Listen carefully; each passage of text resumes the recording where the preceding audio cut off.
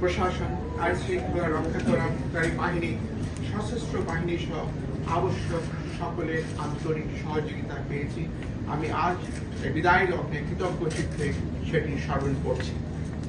বর্তমান অতীত থেকে আহরিত অভিজ্ঞতা, জ্ঞান ও উপলব্ধি থেকে ভবিষ্যতের জন্য কিছু প্রস্তাবনা সরকারের সদয় বিবেচনার জন্য রেখে যাওয়া আমরা আমাদের কর্তব্য মনে করছি। বাংলাদেশের জনগোষ্ঠীর সমরূপতা, হোমোজেনিটি কারণে সংখ্যানুপাতিক প্রতিনিধিত্বমূলক নির্বাচনের জন্য বাংলাদেশ আদর্শ ক্ষেত্র হতে পারে।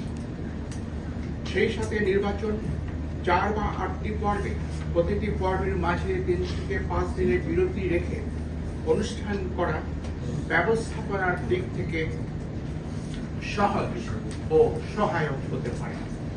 আমাদের প্রবর্তিত অনলাইনে নমিনেশন দাখিল অব্যাহত রেখে নির্বাচন প্রক্রিয়া প্রযুক্তির ব্যবহার অপটিমাইজ করতে পারলে আমাদের ধারণায় এটি ভবিষ্যতের জন্য উত্তম হবে।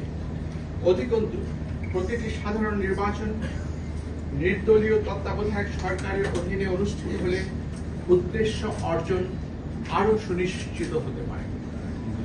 পরিশেষে আপনাদের অবহিত করতে চাই, আমি সহ মাননীয় কমিশনারগণ দেশের পরিবর্তিত বিরাজিত অবস্থায় পদত্যাগ করতে মনস্থির করেছি।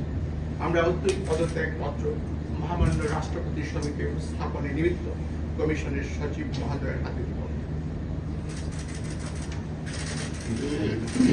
দুজন সদস্য এখানে উপস্থিত নাই, তারাও কি পদত্যাগ করছেন?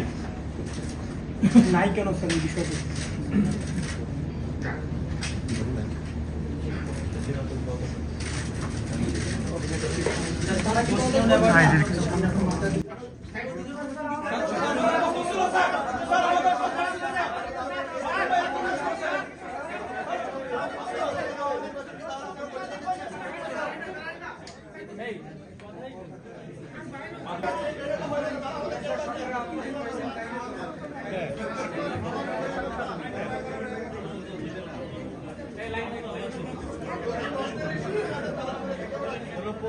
না দিয়ে গেলে